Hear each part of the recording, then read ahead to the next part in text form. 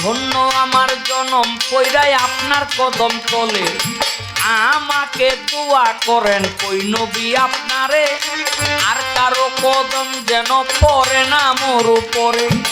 নবী বলে করলাম দোয়া, বলি তোমার ঠাই, শূন্যের উপর থাকবা তুমি তোমাকে জানাই। নবীর দোয়ায় সেই পাথর শূন্যেতে ঝুলিল। আমার নবীর সাথে ছিল ঘরে আলী মর্তুর যায়, কাফেরেরা বাহিরেতে ছিল পাহারায়। সেই ঘরের মধ্যে আমার মাওলা আলী আমার নবীকে বলিতে লাগিল, আপনি চলে যান নবীজি, আপনাই বলতে হলো। বলে আমি চলে গেলে তুমি কি করবে? মাওলা আলী তখন কয়, শোনেন শোনেন ওগো নবী, শোনেন দয়াময়, আপনি চলে গেলে আপনার এই জায়গাটায় আমি একটা চাদর মুড়ো দিয়ে শুয়ে পড়ব, চাদর মুড়ো দিয়ে শুয়ে পড়ব। কাফেরেরা যদি ঘরে প্রবেশ করে এসে আপনি মনে করে যদি আমাকে হত্যা করে, আমি আপনার জন্য যদি শহীদ হইতে পারি আমার জীবন ধন্য হবে। আমার নবী করিম হযরত মুহাম্মদ সাল্লাল্লাহু আলাইহি সাল্লাম তখন মাওলা আলীকে বলেছিল যে আজ থেকে 3 দিন পর তোমার সাথে আমার দেখা হবে।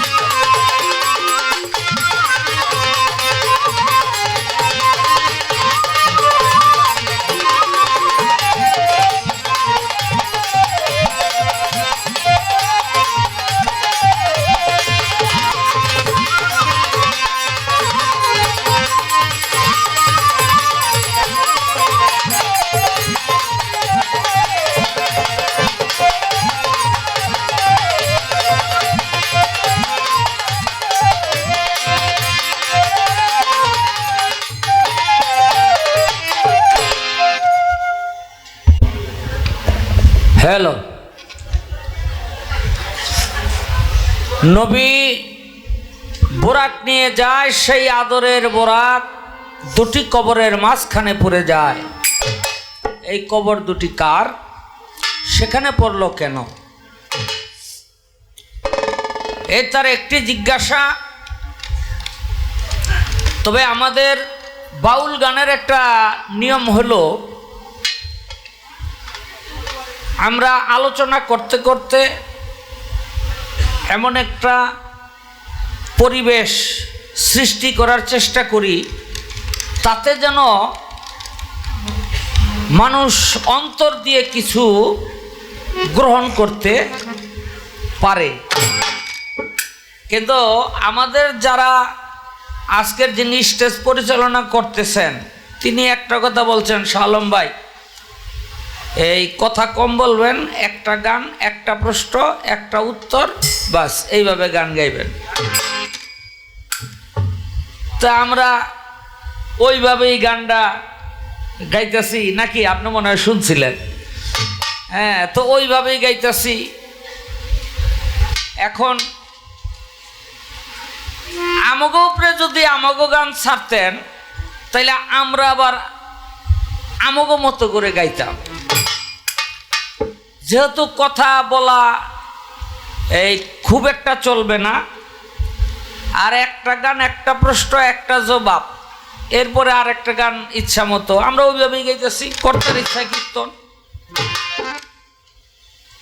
নাইলে এরকম এই এক রাত তো আমার একলাই লাগে। হ্যাঁ, এক রাত এক খারানে আমার একলাই লাগে। যাই হোক, প্রশ্ন করছেন, একটা গান করি, পরে তার জবাব দেই।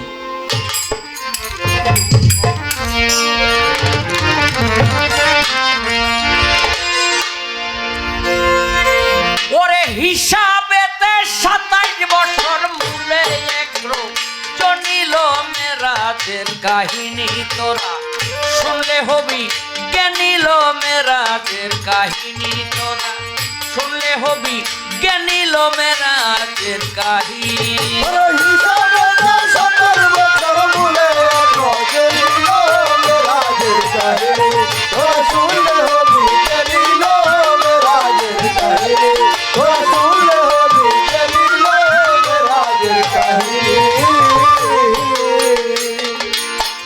মুসলমানের প্রধান কাবা বাইতুল হেরেম, দ্বিতীয় বাইতুল মুকাদ্দাস জেরুজালেম।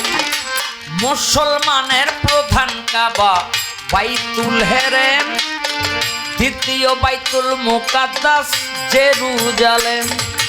সেই কাবা ছিল যখন খ্রিস্টানের অধীনে,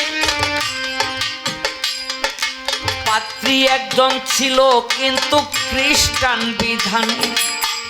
কাবা ঘরের দায়িত্বে ছিল সেই পাদ্রী, সন্ধ্যাবাতি জ্বালাইয়া দিত কাবা বন্ধ করি।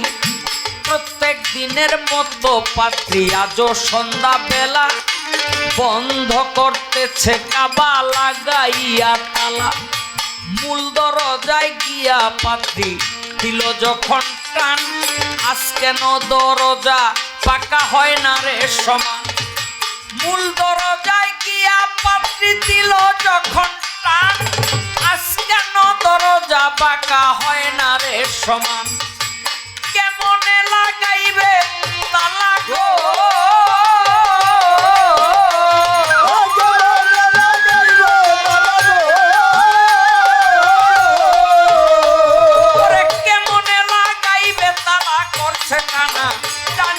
মেরাজের কাহিনী তোরা শুনলে হবি জ্ঞানীল মেরাজের কাহিনী তোরা শুনলে হবি জ্ঞানীল মেরাজের কাহিনী তোরা শুনলে হবি জ্ঞানীল মেরাজের কাহিনী।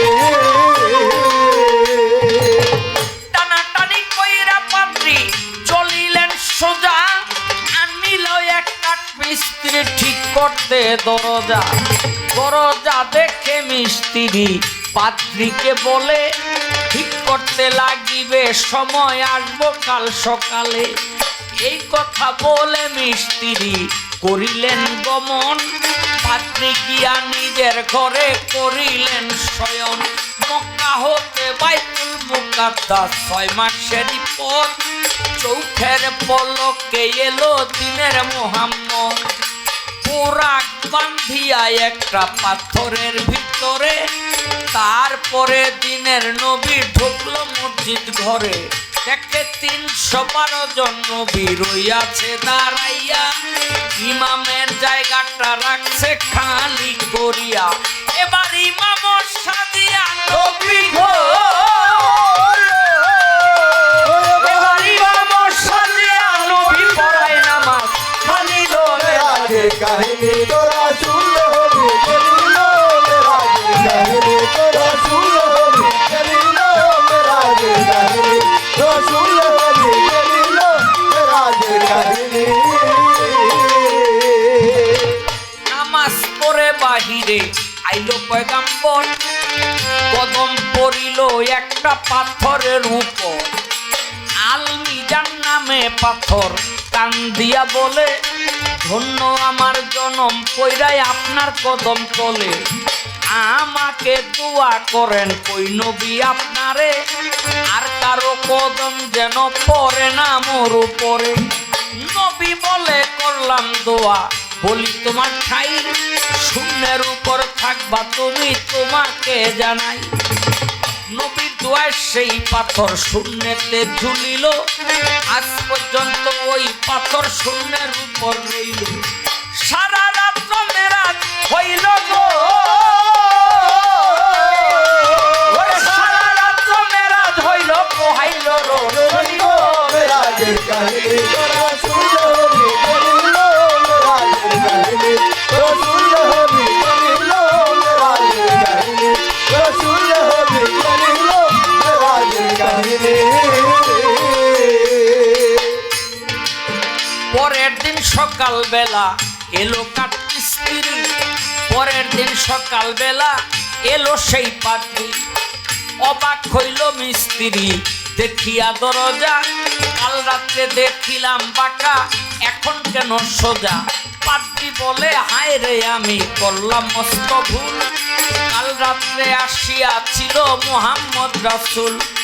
তাওরি চাপুর ইঞ্জিনে দেখেছি পড়িয়া, যেই রাতে আসিবে আমার মুহাম্মদ আম্বিয়া, সেই রাতে এই দরজা থাকবে বাঁকা হইয়া। এই কথা ভাবিয়া পাত্রী করলো কি তখন, মসজিদের ভিতরে গিয়া দিল দর্শন।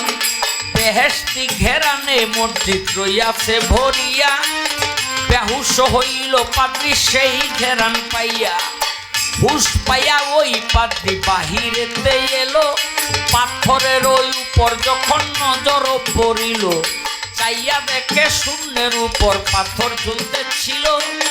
পাথরটাকে ওই পাত্রী জিজ্ঞাসা করিল, তুমি কেন শূন্যের উপর বলো আমায় ভাই। পাথর বলে ওগো পাত্রী তোমাকে জানাই, নবীর কদম আমার উপর ঠাই পেয়েছিল, তাই তো নবী আমায় দোয়া করে দিল।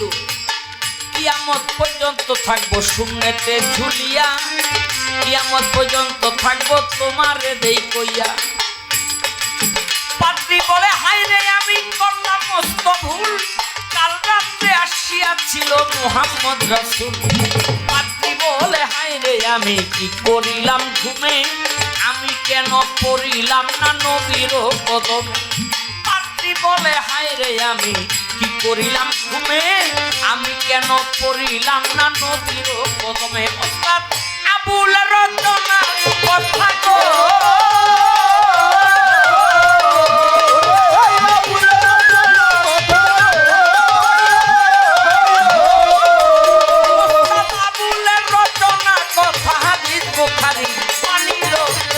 কাহিনী তোরা শুনলে হবি গেলিল, মেরাজের কাহিনী তোরা শুনলে হবি গেলিল, মেরাজের কাহিনী তোরা শুনলে হবি গেলিল, মেরাজের কাহিনী তোরা শুনলে হবি গেলিল, মেরাজের কাহিনী তোরা শুনলে হবি গেলিল, কাহিনী।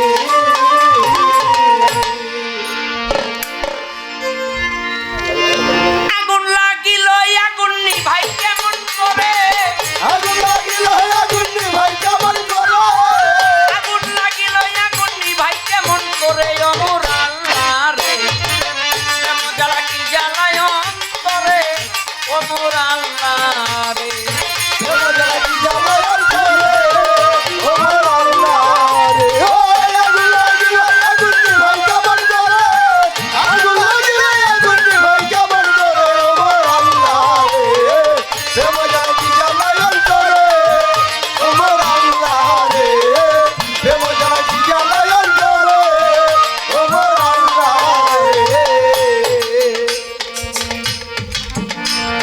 বুরাক লইয়া নবী যায়, নবী উঠবো, দেখে একটা দুর্বল বোরাক কাঁদতেছে। নবী কয় এ বোরাক তুমি কান্দো কেন? কয় ইয়া রাসূলুল্লাহ সব সবল, আমি দুর্বল, আমি জানি আমার পৃষ্ঠে আপনি উঠবেন না। নবী কয় তোমার মধ্যে যেই আজিজি ভাব নরম ভাব, আমি তোমার পৃষ্ঠেই উঠব। বোরাক খুশি হয়ে গেল। এখন বোরাকে কই, ইয়া রাসূলুল্লাহ, তো ওঠেন। আমার নবী কয়, আমি তোমার পৃষ্ঠে উঠব না। বলে কেন? বলে, বোরাক, আমি তোমার পিঠে উঠতে পারি যদি তুমি আমাকে কথা দাও, রোজ হাসরের ময়দানে আমার যত পাপী উম্মত, ওই পাপী উম্মতদেরকে তুমি তোমার পৃষ্ঠ দিয়া পার করে নিবা।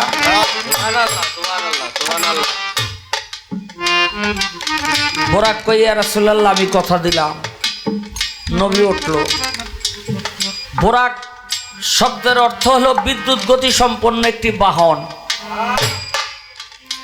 আমরা যতভাবে এর রূপ দিতে চেষ্টা করি, কোনো মৌখিকভাবে কোনো রূপ দেওয়া সম্ভব না, যেহেতু বোরাক কেউ চোখে দেখে নাই। এখন এই বোরাকও পড়ে যায়। কেন পড়ে যায়? তিনটি জায়গার মধ্যে বোরাক পড়েছিল, তিনটি জায়গায়। একটি জায়গা হলো ফেরাউনের একজন দাসী ছিল, আর ফেরাউনের একজন স্ত্রী, নাম তার আসিয়া। এই আসিয়া যেমন খোদাভীরু ছিল, ওই দাসীটাও তেমন খোদাভীরু ছিল। যাকে আসিয়ার পাশাপাশি যাকে মাটি দেওয়া হয়েছিল। সেদিন ওই দাসী হাঁক মেরে বলেছিল, ইয়া রাসূলুল্লাহ, আমরা অনেক কষ্টের পরেও আল্লাহ আল্লাহর রসুলের মহব্বত ভুলি নাই। মুসা নবীর দিনকে আমরা ভুলি নাই। আজকে আপনি যান, আমাদের কথা মাবুদের কাছে একটু কইয়েন। এই যে হাঁকটা দিছে বোরাক, ওই দুই কবরের পাশে আইসা তাদেরকে সান্ত্বনা দিয়া তারপর বোরাক আবার উঠছে। আরেকটি জায়গা হলো ওয়াসকরণীর নাম আপনারা সবাই শুনছেন। নবী মেরাজে যায়, করণ শহর থেকে যখন এই হাঁক বাড়ছে, হে রসুল, আমি আপনাকে এত ভালোবাসি, আজকে আমাকে রেখে আপনি মেরাজে চলে যাচ্ছেন। তখন বোরাক মাটির মধ্যে পড়ে গেল। এই ওয়াসকরণীকে সান্ত্বনা দিয়া তারপর আবার বোরাক চলতে আরম্ভ করলো। সেই চলতে চলতে আবার দুটি কবরের মাঝখানে বোরাক পড়ে গেল। এই দুটি কবর কার? একটি হলো মায়ের, একটি হলো নবীর বাবা। নবীর মা বাবাকে সেদিন আল্লাহর নবী দোয়া করেছিলেন যে, আল্লাহ, আমার মা বাবার প্রতি তুমি তোমার খাস রহমত বর্ষণ করো। আল্লাহ পাক বলেছিল, হে দোস্ত, যদি আরো বেশি রহমত আপনি চান আমি দিতে পারি, কিন্তু একটা কাজ আপনার করতে হইব। বলে কি? বলে আপনার উম্মতের মধ্যে গণ্য করতে হইব আপনার মাকে, আপনার বাবাকে। কেমনে করুন? কয়, আমি জিন্দা করে দিতেছি। আল্লাহ পাক জীবিত করে দিল। নবীর হাতে হাত দিয়া বায়াত হইল, নবী উম্মতে মুহাম্মদের মধ্যে গণ্য হইল। আবার তারা কবরের মধ্যে চলে গেল। নবী ও সানন্দে মেরাজে রওনা দিল।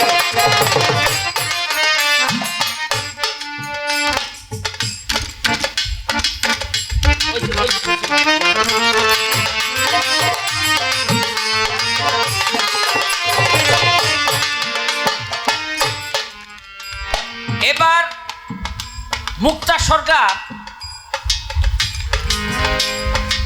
দেখতে দেখতে তো অনেক সময় পার হয়ে গেল। একদিন আমার নবী করিম সাল্লাল্লাহু আলাইহি সাল্লাম সাহাবীদের ডাইকা বলে, তোমরা কে কই গেলা? বলে, কেন এত জরুরি তলব? বলে, আজকে আল্লাহর গজব মাথার উপরে আইয়া পড়ছিল। আমি মুহাম্মদ ধ্বংস হয়ে যাইতাম, আবু বকর সিদ্দিক ধ্বংস হয়ে যাইত, হযরত আলীও ধ্বংস হইতো। শুধু ধ্বংস হইতো না, উমর।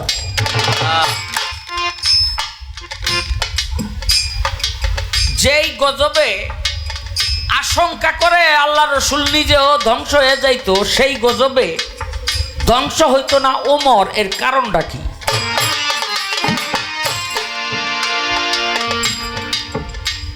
এই একটা প্রশ্নই কঠিন করে করলাম।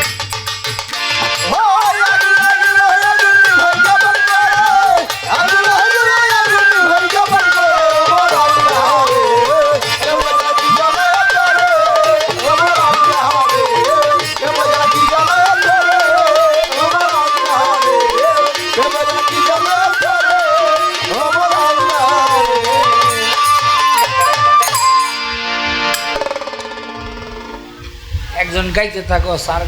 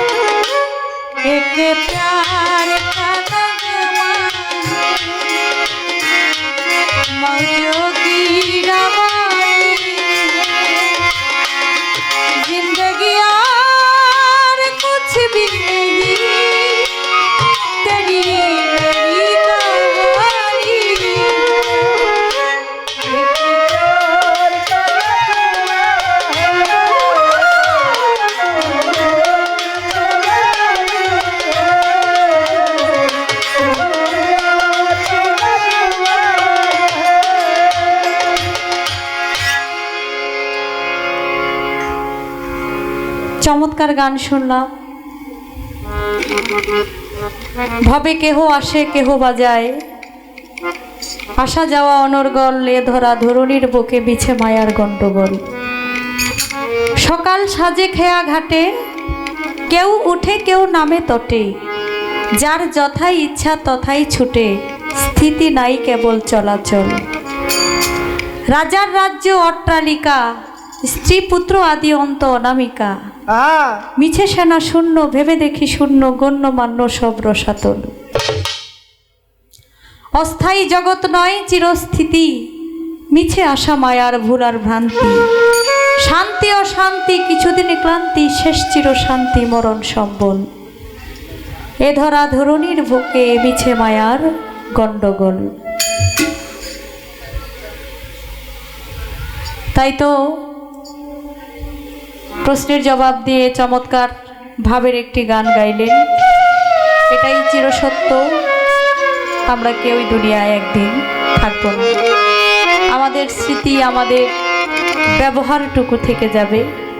তাই আমরা মানুষ হয়ে যেন মানুষের সাথে ভালো ব্যবহার করে যেতে পারি। দুনিয়া দুই দিনের, আজ আছি কাল নাই। প্রশ্ন করেছেন মারাত্মক একটি প্রশ্ন। প্রথমত শুনে আমার কাছে যদিও মাথা ঘুরে, পরে বুঝলাম যেটা একটা কায়দা করে, আসলে গুণী মানুষের গুণ তো বলতেই হয়। তিনি তার কায়দা মতো প্রশ্নটা করেছেন। ইনশাআল্লাহ চেষ্টা করব আমি প্রশ্নের জবাবটা করার জন্য। একটা গান আগে করি।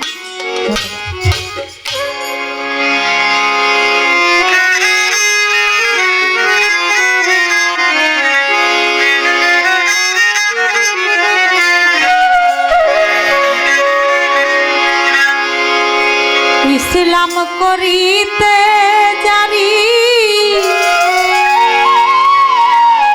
কত কষ্ট পায় রে, নয়ন জলে নদীর বুক ভেসে যায়, জলে নদীর বুক ভেসে যায়। ইসলাম করিতে জারি কত কষ্ট পাই রে, জলে নবীর বুক ভেসে যায়, জলে নবীর বুক ভেসে যায়। হায়রে ইসলাম করিতে জারি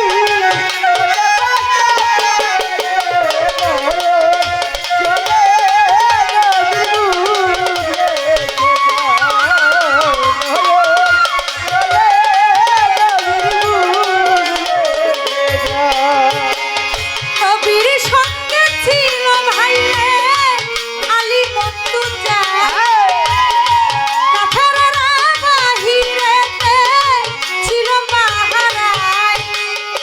নবীর সঙ্গে ছিল ভাই রে আলী বন্ধুজা, কাফেররা বাহিরেতে ছিল পাহারায়।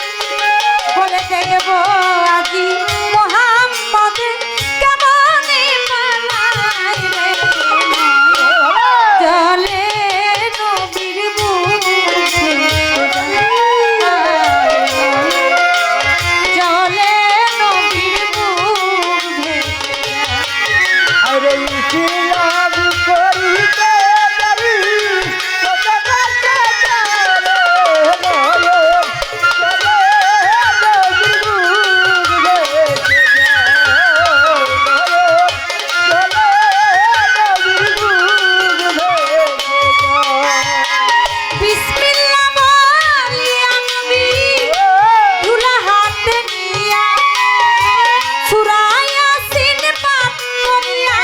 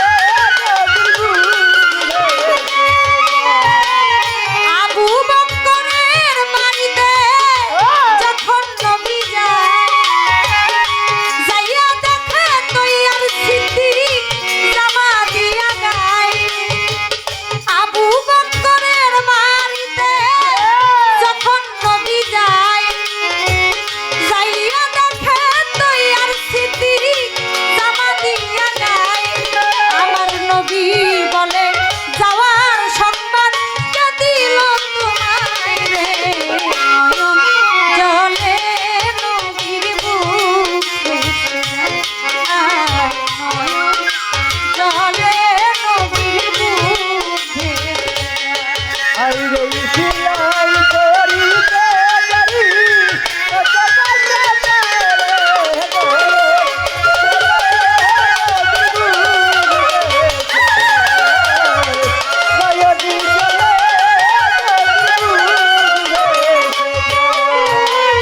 আবু বকর বলে হুজুর একদিন বলছিলেন আমার একদিন মোদের যাইতে হবে এই মক্কা নগর ছেড়ে।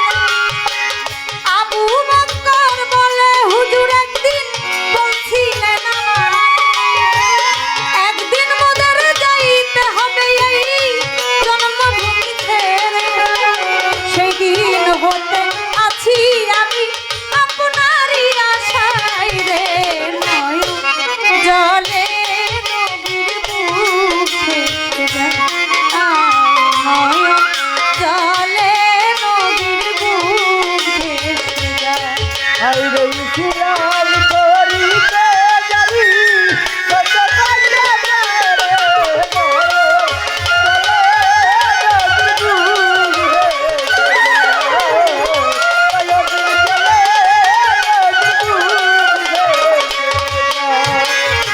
সেই নবীর উম্মত হইয়া আইলাম দুনিয়ায়।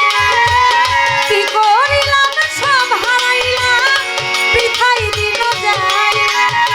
সেই নবীর উম্মত হইয়া আসলাম দুনিয়ায়। কি করিলাম সব হারাইলাম বৃথাই দিন যায়। কয়দিনহীন আলাউদ্দিন কি হবে উপায় রে নয়ন জলে নবীর বুক ভেসে যায়। নয়ন জলে নবীর বুক ভেসে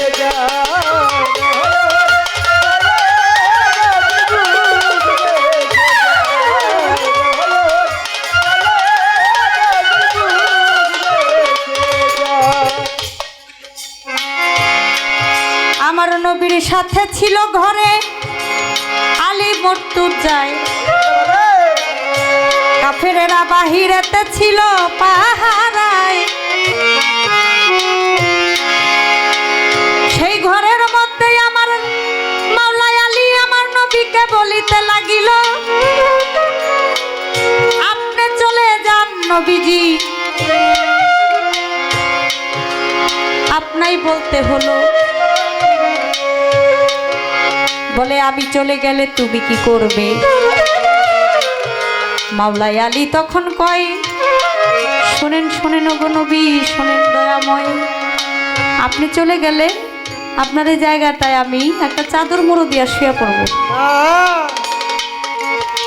চাদর মুড়ো দিয়ে শুয়ে পড়ব। কাফেরেরা যদি ঘরে প্রবেশ করে এসে আপনি মনে করে যদি আমাকে হত্যা করে আমি আপনার জন্য যদি শহীদ হইতে পারি আমার জীবন ধন্য হবে। আমার নবী করিম হযরত মুহাম্মদ সাল্লাল্লাহু আলাইহি সাল্লাম তখন মাওলা আলীকে বলেছিল যে আজ থেকে 3 দিন পর তোমার সাথে আমার দেখা হবে। যে নবী বলে মুখ দিয়ে উচ্চারণ করে যে আজ থেকে 3 দিন পর তোমার সাথে দেখা হবে, সেই নবীর কথায় মাওলা আলীকে কখনো কেউ হত্যা করতে পারবে না। মাওলা আলীর সাথে নবীর সাথে 3 দিন পর ঠিকই দেখা হবে। ওই জায়গা মতো শুয়ে আছে আমার দয়াল নবী সূরা ইয়াসিন পাঠ করে ধুলাতে ফুঁক দিয়া কাফেরদের সামনে দিয়া চলে গেছে। কাফেরদের সামনে দিয়া চলে গেছে। কাফেরেরা অন্ধ হয়ে গেছে, কেউ আমার নবীকে দেখতে পারে নাই। দয়াল নবী চলে গেছে আর মাওলা আলী শুয়ে আছে ঘরের মধ্যে। কাফেরেরা ঘরের মধ্যে ঢুইকা একজন বলে এই তো দয়াল নবী শুয়ে আছে, তারে হত্যা কর তরবারির ধারায়। আরেকজন বলে যে না, তার মুখ দেখে হত্যা করতে হবে, সে কি আসলেই দয়াল নবী কিনা। যখন মুখের কাপড় উঠাইছে তখন দেখে যে এখানে মাওলা আলী করিমুল্লাহ ওয়াজহু শোয়া, দয়াল নবী এখানে শোয়া না। তখন দয়াল নবীকে খুঁজতে খুঁজতে তারা পিছনে পিছনে যাইতে লাগলো। আর এদিক দিয়া আবু বকর সিদ্দিকের বাড়িতে আমার দয়াল নবী উপস্থিত হইল। উপস্থিত হওয়ার সাথে সাথে তখন আবু বকর সিদ্দিক ঘরের দরজা খুলে দিল। আমার নবী বলে, আমি আসছি তুমি কিভাবে বুঝছো? তখন আবু বকর সিদ্দিক বলে, আজ থেকে 6 মাস আগে আপনি বলেছিলেন যে আমাদের এই মক্কা নগর ছেড়ে চলে যেতে হবে। সেদিন থেকে আমি জামা পরে দরজার কাছে দাঁড়ায় আছি, আপনি কখন আসবেন? আপনি এসে যদি আমাকে ডাক দেন আর আমি যদি ঘুমন্ত অবস্থায় থাকি তাহলে আবার অপরাধ হয়ে যেতে পারে। এর জন্য দরজার মধ্যে কান লাগাইয়া আমি দাঁড়ায় আছি, আপনি আসলে আপনার পায়ের আওয়াজে যেন আমি দরজাটা খুলে দিতে পারি। তখন আমার দয়াল নবী আবু বকর সিদ্দিককে বুকে জড়াইয়া ধরে তাকে নিয়ে মদিনার উদ্দেশ্যে রওনা হলো। এখানে অনেক বড় ঘটনা, এত ঘটনার দিকে যাব না। একদিন আমার দয়াল নবী বলতেছে, মাওলা আলী, তুমিও ধ্বংস হইতা, আমিও ধ্বংস হইতাম, আবু বকর সিদ্দিকও ধ্বংস হইতো না কে? হযরত ওমর। এটা কোন দিনকার ঘটনা? ওই দিন যদি নবীকে পাইতো তাহলে কাফেরেরা আমার নবীকে হত্যা করত, সাথে মাওলা আলীকে হত্যা করত এবং আবু বকর সিদ্দিককে হত্যা করত। তখন তো এটা হইল, কিন্তু কোনো মানুষ রূপে দেখা হয় নাই, কোনো মানুষ রূপে দেখা হয় নাই। আমার নবী করিম হযরত মুহাম্মদ সাল্লাল্লাহু আলাইহি সাল্লাম তারে একটা জিনিস উপহার ওইখানে দিছে। যেই মেরাজে যাওয়ার সময় আসমানের মধ্যে যেই জিনিসটা উপহার দিছে, আমার দয়াল নবী হযরত মুহাম্মদ সাল্লাল্লাহু আলাইহি সাল্লাম তিনি মেরাজ করে আসে দেখে ওই ব্যক্তির কাছে এই জিনিসটা আছে। আমি শুধু আপনার কাছে জানতে চাই, আসমানে যার সাথে দেখা হইছে, এই দুনিয়াতে আসমানে তারে একটা জিনিস উপহার দিছে, কিন্তু দুনিয়াতে আয়েশা সেই জিনিসটা তার কাছে পাইছে। কি জিনিস, কারে উপহার দিল, আর নবীর আগে ওই ব্যক্তি ওইখানে কি করতেছিল, আমি একটু জানতে চাই। এবং তার সাথে কোনো মানুষ রূপে দেখা হয় নাই, তার কারণটা ছিল কি? এই একটা কথা আশা করি সুন্দর করে মীমাংসা করে।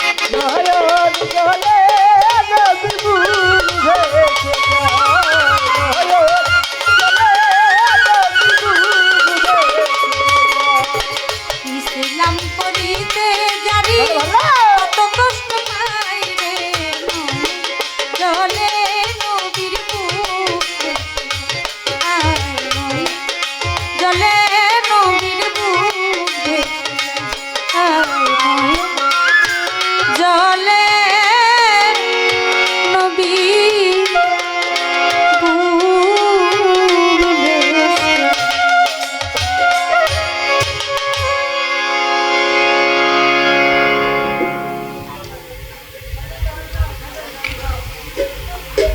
তাই পালার গানের পর ভাবের একটা গান আমারও থাকবে, আপনারা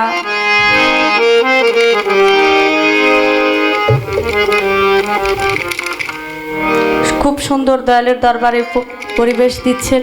গান হয়ে গেছে কয়েকদিন, আরও হবে। তারপরেও এত মানুষ আপনারা আমাদের গান শুনছেন। আমাদের এসি মহোদয় এখানে আছেন, আমাদের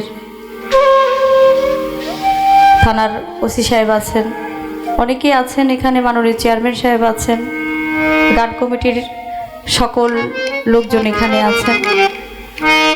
ধন্যবাদ, সালাম ভক্তি জানাই আপনাদের। তো আমার মন থেকে একটা ভাবের গান থাকবে।